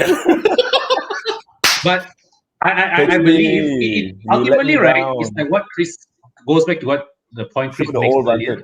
It's what you're looking for, what you want. Yeah, exactly. I do believe that 911 will offer a more precise driving experience, superior handling. Is it? But I would think so, both are in terms of but the Vantage with that V8, the sense of occasion of a V8. Mm-hmm. I'll buy it just I for think the that sound. I think yeah, the sound it makes is just yeah. Yeah, it's manufactured, but still it's a damn nice sound. The 911s, for me, obviously, I would go for the old air-cooled 993s. But those are even more expensive now than the current. They've just shot up in price like crazy. In terms of the whole overall experience, I love older Aston Martins, like the previous generation Vantage. Yeah. They just so much soul and character, and the 911s also, the older ones. But I don't know if if it's I just me, don't, but I think the new if ones. I don't the want new to ones, advertise the fact that I am too rich, then I'll go for the 911. Maybe, yeah. 911 is it gives you a more understated, aura per se. You can go for the craziest top spec 911, but still, people don't see you as too atas. Whereas when you turn up in an Aston, you are the center of attraction, whatever Aston you turn up in. Yeah, I think 911 has I mean, there's no doubts about their technical or engineering, or whatever. But there's a little. It's more special to turn up in an Aston. Further to what Con just said, I'll use an actual example now between the three of us. Yeah. When Bobby, you told me you bought an Aston, I was almost on the floor. But if you had told me you bought a Porsche, I'd be like, oh, cool, bro. You know what I mean? But when you said you bought an Aston Martin, it sends a message. Floored me. That one just floored me. Sends a message. That's exactly what Con just said. Yeah. So it basically, it's what you want, lah. Yeah. Wah, HP racun itu benar, man. Old Vantage. Oh my god. This one lagi lah, no contest. And that's the V12. You see the bonnet like that, Con. This one lagi no contest lah. This one. Con, if you see the bonnet with the four, right? That's the V12. Con, that Aston looks like it's almost got your name on it, man. Look at the number plate. Yeah. Yeah, Con. It looks like Con, right? Yeah. I think Porsche 911 has become a bit like LV, Louis Vuitton. Everybody knows they're good. Everybody has one. And then an Aston is a bit like a Bottega Veneta. It's a bit rarer. Okay, wrong demographic to be discussing this. All right. Patrick mentioned another thing. He will keep the Ferrari 430. Hey, where's his comment? Will keep the 430 for the V8. Was thinking of having the 991 to replace the 996. Oh, thanks, guys. That means he's gonna buy two cars anyway. Yeah, the Ferrari 430. Okay, Patrick, since you're still here, let me just say, why not, since you've already got a 430 with the V8, which is somewhat new, it's a newish supercar, why don't you get a classic supercar to complement your garage? Try and find a nice 993 air-cooled, or, I mean, like I've always said, if you have the means, by all means, so maybe try and find a classic supercar. I mean, honestly, you really might hate me for it, but you might not regret it, because it's quite amazing to actually have a classic supercar in your garage. You know what, Chris? I fancy this thought as well. Like an air-cooled 911, especially after Mei Hong Son, right? I look at everybody, all of them enjoying their classic Porsches. I was like, there was some nice cars there, man. Right? And I always love. And I still haven't forgiven you for not inviting me. No, but that was a small limited thing. Tourism. Sure. And after Mike gave me an opportunity to sit in one, I realized that even though I love seeing other people driving them, I cannot, because I'm someone who wants to use whatever thing that I bought fully. Yeah. And when I set in the car, right? That's true. That's very true. My size 11.5 feet, right? Just cannot. It just doesn't work. Pressing two pedals at the same time. Yeah, I have to put both legs on one corner of the car. Yes, How it's drive? crazy. How? They say you should never meet your heroes. You should never meet your heroes, because you'll end up being disappointed. And it's very true. My dream car, classic dream car, was actually the 300 SL Gullwing, the Mercedes 300 SL Gullwing. And I don't know, fate shined upon me, but during one of the Mercedes test drives overseas, they brought their classic Mercedes Benzes over there. One of them was the actual 300 SL, and I got to drive it. Yeah. You lucky But you know what I said about never meeting your heroes, right? I almost crashed 3 times. Oh my god. Because first thing, I couldn't fit. Car is damn small. I have no idea how Clark Gable could fit in there, because he was a big guy too. Yeah. The steering actually has to tilt for you to get in, and then once you lock the steering back in place, you cannot get out. That's one thing.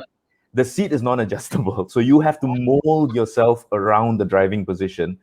Once they closed that gullwing, this side of my head was against the glass, so I had to drive like this. No joke. I drove 5 kilometers like this, because when the gullwing comes down, it's solid. There's no room for it to move. So my head was against the there it is. Beautiful. Absolutely beautiful. Patrick, if you can buy one of these, by all means, you're gonna hate driving it, but it's beautiful. So the steering is huge, because there's no power steering. They had to make the steering really big for the leverage. For the leverage. So I'm driving half the time with the steering wheel on my knees, or right in the middle of my lap. I couldn't change gear, because look at where the gear shift is. My God. The gear shift, my thigh was getting in the way of the gear shift. So to shift, I actually had to push my leg away, shift, and then put my leg back. So it was the worst driving experience of my life. So don't meet your heroes. It's just for the image, right? Of you stepping out of one of these. Yes. But the driving part is just how? Crap. Like the guy. Crap. One of our fans. He took Chris. He took one of his 355 Spider, and he came over to Wern's, our first clubhouse, right, to meet us, and then he want to give us a drive. And I sat in. 355. Come on, man. We watched Nicolas Cage in that movie, chasing, in the 355. And then, what's that movie called? The Rock. It's called The Rock, right? Yeah, The Rock. Yeah, it was, and I was like, wow, 355 is the Ferrari for me. The way it looks. And when I sat in, same shit, man. My feet, I literally have to turn them like that to use my toes to punch the pedal. Exactly. How to drive? Cannot. You can't even sit properly, right? How? Can't even sit properly. Really? Yeah. It is mad. So the 930s, 964s, they're all like that. The 355 is like that. And last year, late 2019, I went with my neighbor, the guy who owns the SLS AMG. We went and checked out the Ferrari 575 Maranello. Ooh. It's very tempting, 380,000 for a 575 Maranello, and it's not some first batch 1998 stuff. It's the last batch 2005 one, 2004, right before the arrival of both of your favorite 599 GTO, right? Both of you love the 599, right? Yeah. And 599 GTB. And so we start the car. It's like, where's the where's the where is it? And then we roll the car out. Then it's soft, it's comfortable. Okay, until the junction. Okay, press. It's like, dude, I'm not paying 5.7 road tax for this sound. Where's the excitement? Where's the excitement? Yeah. So both of us after the drive is like, you see, the car is beautiful. Beautiful, very beautiful. Gorgeous car. It's just beautiful. To me, it's the prettiest Ferrari. Of course, I know both of you love the 599 better, right? The GTB Fiorano. Yeah, that's a. It's the way the name sounds, right? The 599 GTB Fiorano. It's a nice ring to the way it sounds. Yeah, the way it rolls off your tongue. Yeah, But it was built in America. This is a Maranello. HP, are you able to find a 575 next to a 599? I remember there's a set of photo, both next to one another. Yeah. I've seen that before. Yeah, The it looks 599 and the yeah, correct. Yeah, man. Nice lah. Wow. Yeah. So, like what you said, don't meet your heroes. Don't meet your heroes. That's why I refuse. I mean, if somebody's got a Lamborghini Countach, don't ask me to come and drive the car. Countach. I love. That's my dream car of all time. Oh, there you go. Oh. Nice. Okay, I still love the 599. Yeah, it's more modern. I don't know. It's just such a all-round, complete, wonderful car to drive. Really. I've never driven it. One day you must try because it's okay. Maybe could have been the situation as well. The media drive was in Fiorano on the Fiorano track, driving the car on the track that it's named after. So yeah, maybe I'm a bit biased, but then they let us loose on the Italian countryside. So maybe it was the whole experience that cemented that as being one of my most favorite cars. And I remember coming out of the Ferrari factory, and the Ferrari factory in Italy is a tourist attraction. So there were tourists lining the streets, taking pictures of the Ferrari factory because it's a beautiful building. For one thing, it's a beautiful building. And they get to see the Ferrari technicians who are all freaking Gucci models. I tell you right now, they're all damn good looking Italian guys are wearing their Ferrari overalls. Very good looking fellas. So the tourists are taking photos with them, and they're taking photos of the cars coming out. And it just so happened that day, word had leaked out that they were rolling out the 599 GTB Fiorano on the day of the media drive. So there were hundreds of tourists outside the factory. Nice. They didn't want to allow them in, of course, thank God. Yeah. But as we are exiting, this is how the Italians, they do a media drive. Here are the keys. And here is your road book, and goodbye. See you 5 o'clock. Don't crash, huh? Don't crash. Try not to crash. Like, what? And I'm alone. At that time, no GPS, no Waze, no Google Maps. It's a freaking road book. So I've got to read the road book and drive a 599 GTB Fiorano around Italy. And the only thing I'm thinking of is, dear God, please don't let me climb a curb as I exit the Ferrari factory. Because can you imagine all those tourists out there taking photographs of this Malaysian journalist on the curb stranded? No. So no, I didn't, thank God. But yeah, maybe it was the whole experience. And I think that's what supercar ownership is all about. So that's why I always say, if you have the means, by all means. I mean, people are going to be jealous. Fuck them. Excuse me. Screw them. People are haters going to hate. If you have the means, by all means, do it, because cars are supposed to make you go, if you're a car person. So go for it. Whatever you want. Nice, man. YOLO. Life's too short to drive boring cars. There you go. Hashtag. So guys, that's the good thing, that Chris came from an era where motoring, journalism, it's nice. Okay, another question from Singapore. Jerome, Alpina B3 Touring or RS4? Lost me at Alpina again. Sorry, I'm out. What's an Alpina B3? It's a 3 Series Touring. Yeah. I'm partial towards Alpina. Of course, Con. You are a BMW guy, what? Alpina is different level, man. Alpina is a different level. It looks so good. HP is finding a photo. I'm already looking at it. Oh my God, especially the green color. My God. Yeah. Oh, look at that.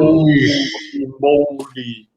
Those iconic rims, man. Yeah. Like, they've never changed. And every single car they produce, they use these rims, and it looks good on the car.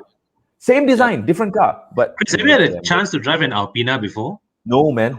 Oh, damn. I've never driven an Alpina. Anybody in Malaysia got an Alpina? Give me a call. Yeah. You know what, Con? The old differentiation between M and Alpina, I think, is eroded now. Yeah, it's gone already. last time M is really hardcore. Yeah. Alpina is more like the comfortable version, on the road. but you have the power, right? Yeah. But modern M cars are so comfortable. Yeah. Right? I use the analogy of AMG and Brabus. Remember Brabus? Yeah. So it's like M and Alpina is like AMG and Brabus. Yeah. But Brabus is a bit mad lah. Yeah. So a bit? Alpina is actually very near to Audi's positioning of RS, if you think about it. Audi's RS is more made for like, everyday driving, high horsepower. It's not so much about lightweight track driving, pointing the front into the corner and all that stuff. And they say the Alpinas ride very comfortably despite those ridiculously thin tires. And those crazy huge rims. And nobody will spec an M car with a beige interior. Look at this picture. Yeah. What? I hope to bring it to you all when the border opens. Please, yeah, man. Awesome. Yeah, bring it. Please come back to Malaysia. Yeah, man. We miss all of you, lah. This whole COVID. The regional distributor of Alpina is based in Singapore. A lot of luxury. And last year, 2 years ago, when I went to Singapore, I actually went to check out the Alpina showroom. But it's a very unassuming place, lah. In Singapore. I cannot for the life of me imagine how Alpina survived, actually, with their small number of sales and all that. Yeah. I cannot imagine that. Yeah. But anyway, I'll go for an Alpina. Yeah. What other questions do we have? A lot. Sean Tan in Singapore says to Joe him as well. Yeah, man. You need to get up here soon. Yeah. A very long your time ago. FD2R needs to burn some octanes, man. Yep. Hey, your FD2R is here, right? Pass me the keys, lah. I'll keep it running for you. Okay, we have a question from Joshua Lee.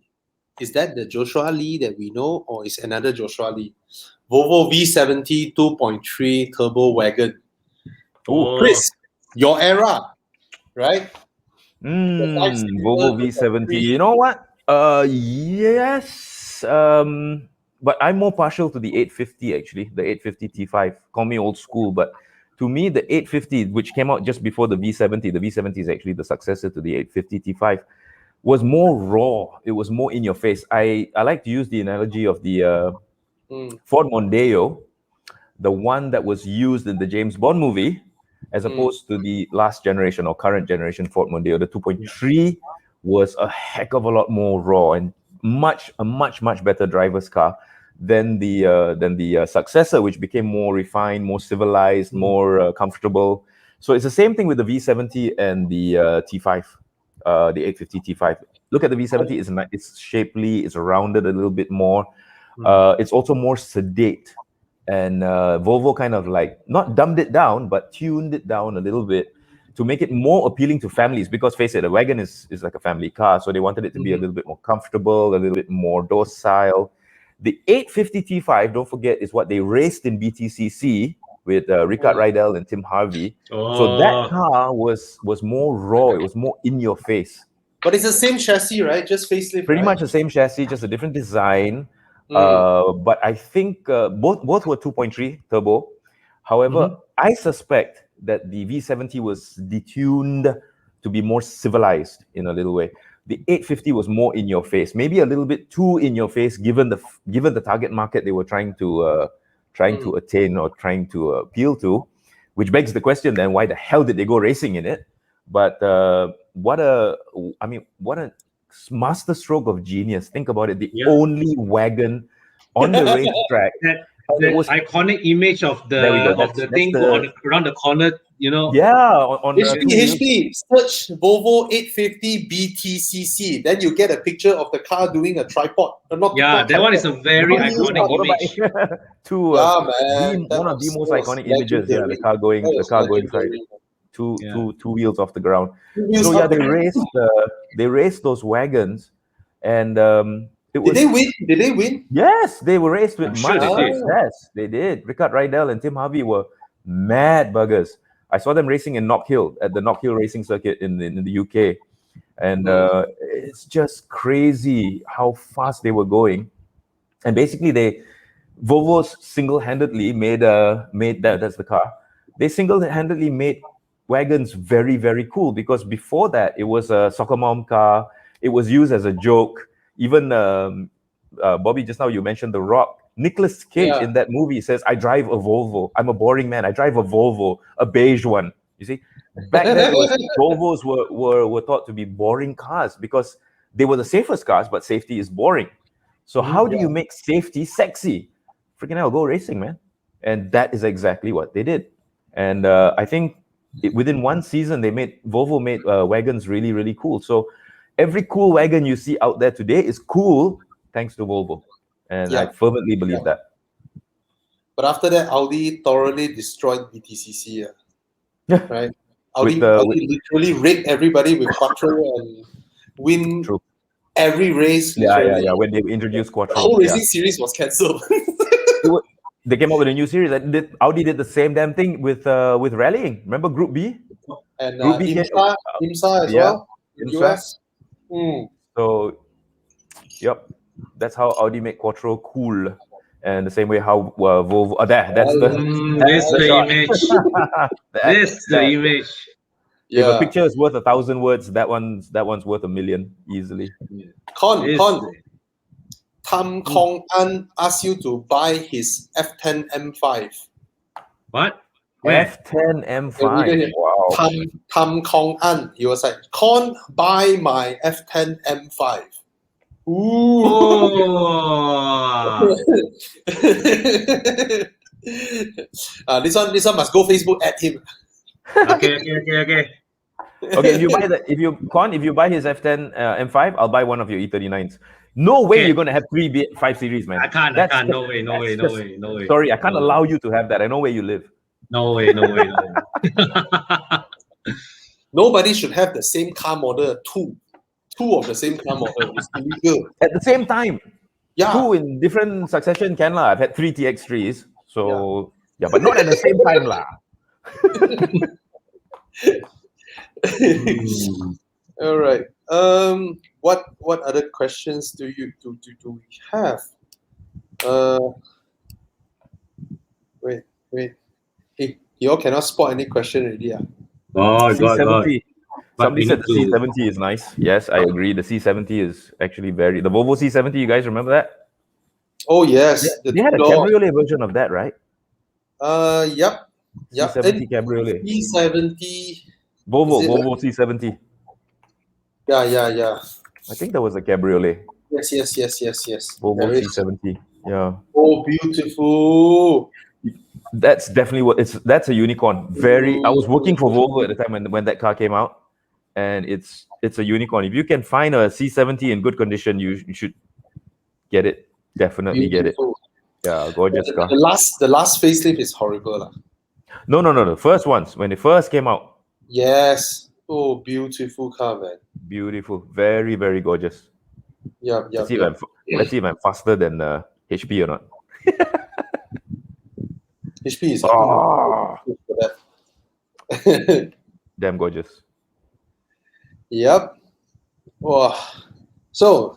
Look at that. Yeah, that's a beautiful car. And this generation, was it designed? No, it wasn't this car, right? What was that guy's name with the crazy hair? What? He looks a bit like James May. I see questions and there's one guy asking CX-9 or Mazda CX-8. Again, depending on your needs, lah. I've driven both. CX-8 is one of those rare mid-size SUV with the third row, where the third row. Oh yeah, Chris. Look at that C70, man. Yes, that's the hard top. And really hard to get a good one. And people who have them, they don't want to sell it. Sorry, go ahead. Sorry. Back to the CX-8 versus CX-9. CX-8 actually is one of those rare mid-size SUV with 3 rows that the third row can actually fit people like me and Chris Wee. I mean, when I'm comparing it to like the 3-row Tiguan or the 3-row Peugeot 5008, the CX-8 is proper. Yeah. The third row is proper, but CX-9 is it's like a more luxury-oriented product. It's a higher segment product, like the CX-9. Yeah. I can put you in the CX-9 in the middle row and blindfold you, and I tell you it's a Cayenne. You would believe me, because that is just so well built, so hefty. It feels like a proper premium luxury car, man. The CX-9, it's quieter than my XC90. The soundproofing of the CX-9. So there's a lot of people who always ask, CX-9, there's a slightly used one, the price is more or less the same as the CX-8. I think by all means, man, you can go for the CX-9, but it feels heavy. Even when you turn, it just feels like a large full-size SUV. And of course, I think the CX-9's design proportion is just beautiful. Yeah, the design is just amazing. Whereas the CX-8 is basically a long wheelbase CX-5. Yeah, but the CX-8 has a little bit of that CX-5 agility, which the CX-9 doesn't. Yeah, the CX-9 handles well, but you cannot use the word agile to describe it. It's just a hefty, big car, man. Yeah. I mean, you look at the size already, it's not going to be very agile. It's bigger than XC90, bro. It's huge. It's huge. Bigger than the XC90. I don't think people realize just how big the CX-9 is until they go and see it live. It is massive. It is massive. Really, really. It's a beautiful and a proper 7-seater. That last row, you and I can sit there. Yeah, which you can't say for many. Christopher Tan, G20 or Arteon? We had this question last week, right? Well, to answer again, we are all BMW drivers. I prefer driving the 320i, but the Arteon is a more worthwhile. It's a better value purchase. Con, can I say that there are no front-wheel drive cars in the Passat Arteon category that drives better than the Passat Arteon? Agreed. Agreed. They drive so well. Suspension is so well judged. The car just... It drives better than the A4 front-wheel drive. Fantastic. The drive Passat platform. Yeah. And comfortable. I was just thinking of it from a non-purchase price point. Let's not look at the price, right? But if somebody were to give you one of these cars, take for free, which one would you choose? That's a very smart way of judging a car without considering the price point. If somebody were to say, okay, I've got these two cars, I don't want them anymore, but you can only have one, which one would you take? Okay, because I already have a BMW, I would take the Arteon. Because I now have like 2 rear-wheel drive cars, one 4-wheel drive, right? And to be honest, when I drive the Passat and the Arteon, I wish my RS6 drives like these cars. Seriously, because my RS6 feels like a CX-9. It's hefty, it's heavy, you slow down over the speed bumps and climb. Of course, it's powerful, but it's just hefty, heavy, and all that. Whereas these Passats and Arteon, you fly over speed bumps, bro. You just fly over, and then it's like a Mondio, it's like a whoop. Fantastic. It just settles. Whoop. Yeah. You can just whack the throttle and just go everywhere, go fast. But if I don't have my cars, I'll take the BMW, definitely. A rear-wheel drive is just... Legit. Right? Cool. Theophilus was saying that the 2 Series Grand Coupe feels more like the natural rival of the Arteon. It's smaller, It's smaller. No. If you were to make me choose between the yes. No. 2 Series Grand Coupe versus Arteon all day long. Easy choice. And Nicholas Q asked FK2 or FK8. Both also I don't really like. I'll go FK8 because FK2 has that annoying rev hang. Annoy the heck out of me. Okay, Chris, I've driven this. Okay, imagine this, Chris. You change gear, you already lift off the throttle. Yeah. But the car decide to hold the throttle for you when you're shifting gear. It's supposed to be like a poor man's rev matching, I guess. It's to not. Keep the it's revs not rev up, matching. and it's not. It's not rev match. It hangs the rev there as if you did not lift off your throttle. Yeah, that's very, very annoying. That's very, very annoying. Yeah, and the reason they did it is for emissions. Because that time they sort of figured out that the sudden cut off of the combustion or whatever for the fuel or whatever intake, whatever nonsense causes more emissions.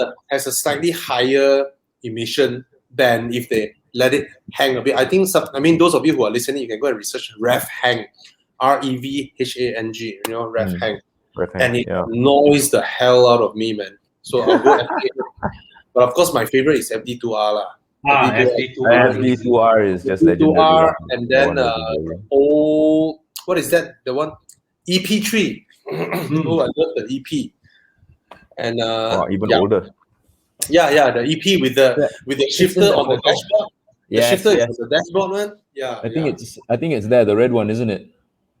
No, the grey one behind the red one. Is the FN2. Yeah. Okay. Grey is the FN. Yeah, that one. Yeah. I have a soft spot for the design of the FN.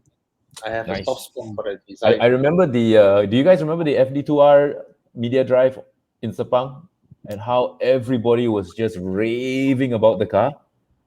And then we got it individually a few weeks later, and we drove it in real world conditions, and everybody was hating the shit out of it. Okay, that I'll never forget. The FD2 is memang best experience on track. It was just unbelievably good on Sepang, and then everybody got it after that for our own individual test drives. And I heard a lot of people had to go to the dentist the day after to get their fillings, put in back again.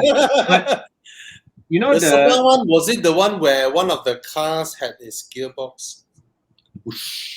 Oh, was it? Yeah, I think so. Yeah. Okay, I did not go for the Sepang one, but I was there, but it wasn't me. I got the test drive one, and we took the FD2R on the same weekend as the 370Z. Oh, right. Okay. And both are manual, right? And none of us want to be in the Fair Lady. We all fighting for the FK2. Yes, it's very jarring. To drive or to be a passenger in? No, to drive lah. The FD2R. You don't want to be a passenger in the FD2R. No. It's just fantastic, man. The car is just it's so well sorted. I think the gear change, I think, is still the best manual gear change I've ever tried on any car. It's just amazing. Yeah, it's still my top 3 favorite cars that I've driven. The FD2R, absolutely, totally agree. Yeah. And it's McLaren 675 LT and FD2R, and then Corvette Z06. You and that Corvette, you are smitten by that Corvette. Oh my god, that car drives so well, bro. It drives so well with that Corvette. Man, I mean, I come out from the Kerinci tunnel, I was at 160, 170, slight band, and then I full throttle the car. It just sit and continue gunning for it. And then it just made me realize the Brits are all lying when they say Americans can't design a car that handles, It handles so well. It gave me so much confidence, man. And the sound. Crap interior, though. All right. We're closing into 2 hours. Yeah, man. Shall we just take 1 or 2 more? Or okay, here's one from Sean. Once FD2R, what's best possible next ride under 100K budget? Power hopefully is above 300 horses, leaning more toward driving experience and handling. Drop the top would be a bonus. Thanks. Shit, he wants to sell his car. Fucker. Bleep, bleep, bleep. But Sean is really one of those that I feel really proud. I psycho the freak out of him and just push him and go for his dream car. He was worrying, blah blah blah blah. Then he got it for below 120, and now the car is worth 200. Awesome. As is, But he's in Singapore. The car is in JB. That's why I said, let me take care of the car. Sean, given that if you sell your car, you can sell for cash for 200K. You want it to be around 100K budget and power hopefully above 300 horsepower. Driving experience and handling drop the top. Shit, man, you're talking about Z4, right? But the Z4. I was just going to say Z4 already because drop the top. Or 335i E93, no? Yeah. But he could get a Boxster, Boxster S with more than 300 horsepower. But their prices are coming up though, so they are not below 100K. They are about 150, 180K, for a Boxster. So, I don't think you will enjoy driving the Z4 compared to your FD2R because the FD2R is honestly a more hardcore driving machine. Z4 looks hardcore, but it's actually not. It's actually a more, oh my God, that's a Z4 M, HB. This one would be 100K HP. That one 100K one. A lot more than 100K. Yeah. So Sean, you can 100K. If you buy a 996 now, you can make money as well. So you have two cars that make money in a row. Yeah, 996.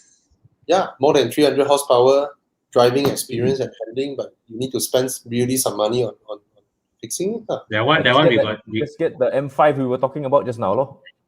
But drop the top one here. Yeah. If he wants a drop top, then definitely a Z4 3-liter. Z4. It's a bargain now, 120,000, 320 horsepower. You go visit Mike Yap, easily 400 horsepower. Yeah. 400 reliable horses.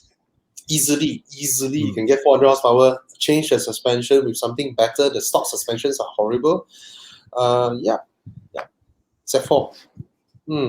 But people will say, hey, you downgrade FD2R to Z4. The old car guy hierarchy, right?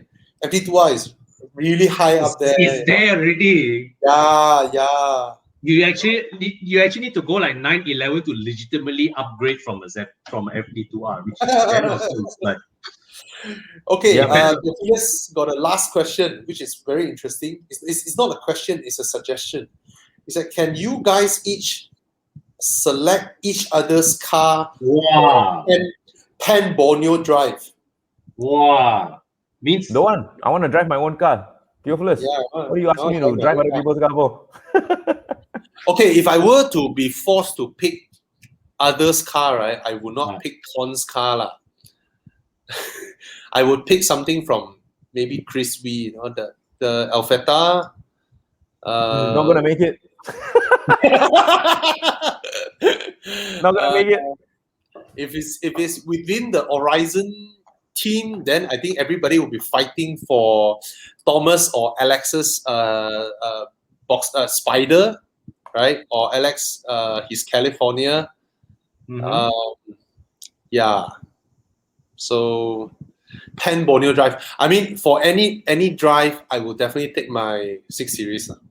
Being able to drop the top, right? It's just a totally different sensation. I mean, I can take Chris's Punto Cabrio. I would just be enjoying it as much.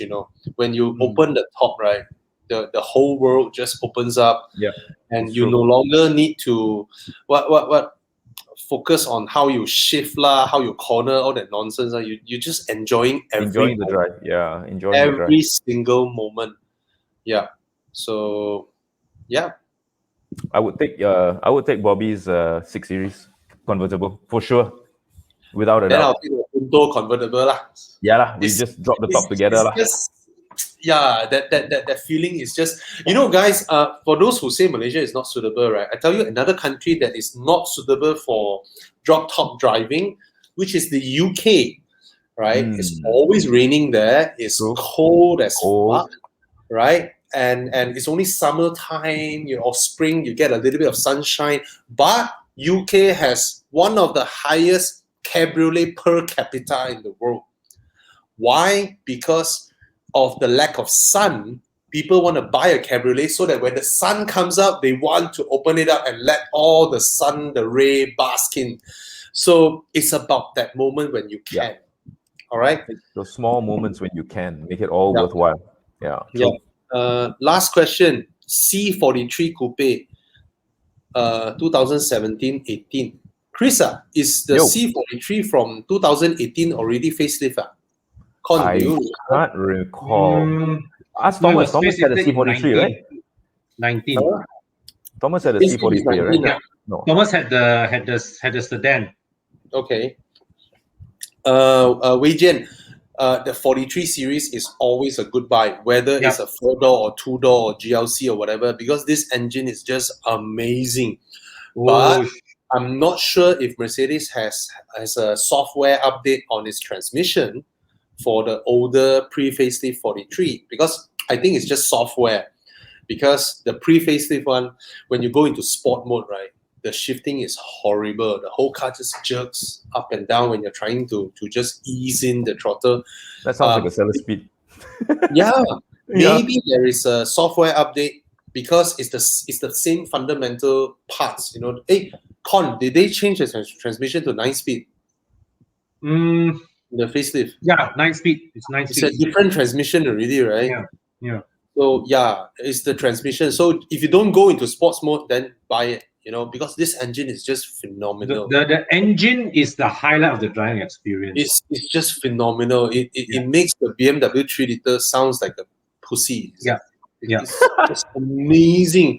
Fuel consumption is amazing. Power is amazing. Sound is amazing. It's just a winning drivetrain. I think I said this yesterday at the last show, but in the 2018 Enduro, I drove the C43 from Hap Jai to Hua Hin with 1 tank of fuel, and I wasn't being soft-footed. We were cruising 130, 140, and we reached Hua Hin with 1 tank of fuel. So it's the 43 is a very, very complete package. Okay, we'll take the last question. It's 2 hours already, all right? 2018 Hilux or Wildtrak? Wow, good question, man. Wildtrak 3.2. There's no comparison, right? 2018. Not just Wildtrak 3.2.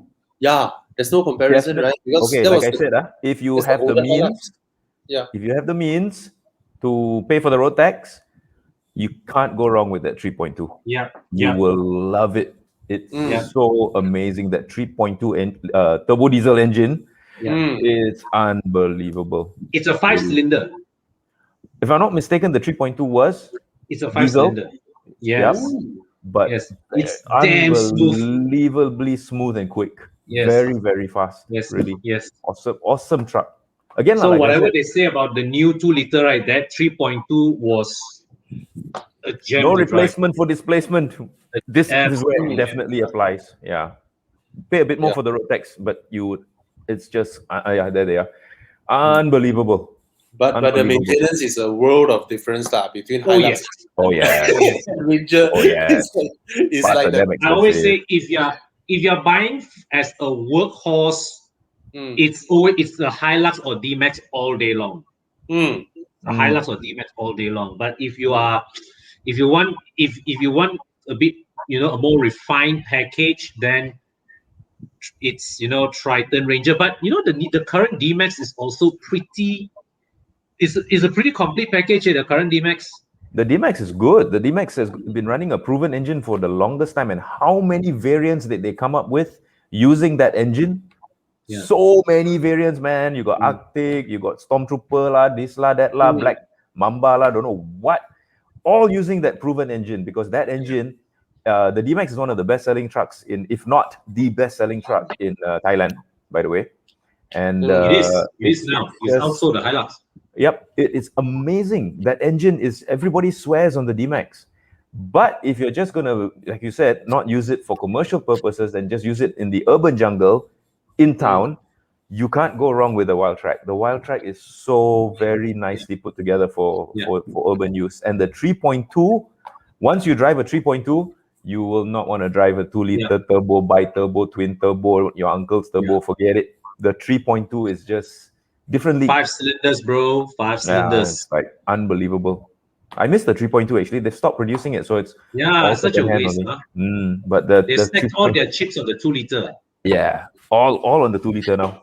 Oh, for that matter, if you can stretch your budget even a little bit more, whoever asked the question, Nugget, Raptor, go check out the Raptor. Go check out the Raptor. It's just unbelievable. The fork suspension is just crazy. The Raptor is another level. Another level already. Raptor is like M3. Yeah. All right, guys. Thank you so much. Yeah, thanks everybody. It's a great session. Yeah. Next Monday, we're going to do it again. We'll be back. We'll be back. Thank you. Thank you so much. Thank you. Hope we managed to help. And we want to see more people who are troubling, I mean, be it between a Myvi or a Proton, or whatever, Corolla or Civic. Come and join us for the discussion. We'll be happy to try and help. Because there are so many questions, right? If you see we don't answer, you just type again until we answer. All right, guys. It's been so fun. Much. Yeah, take care, y'all. Thanks, HB. The man behind the scene. And thank you, Chris. Thanks, HB. Thank you so much. Good night, everybody. Yes. Good night. Take care. Stay home and stay safe. Yeah. See you next week. Bye.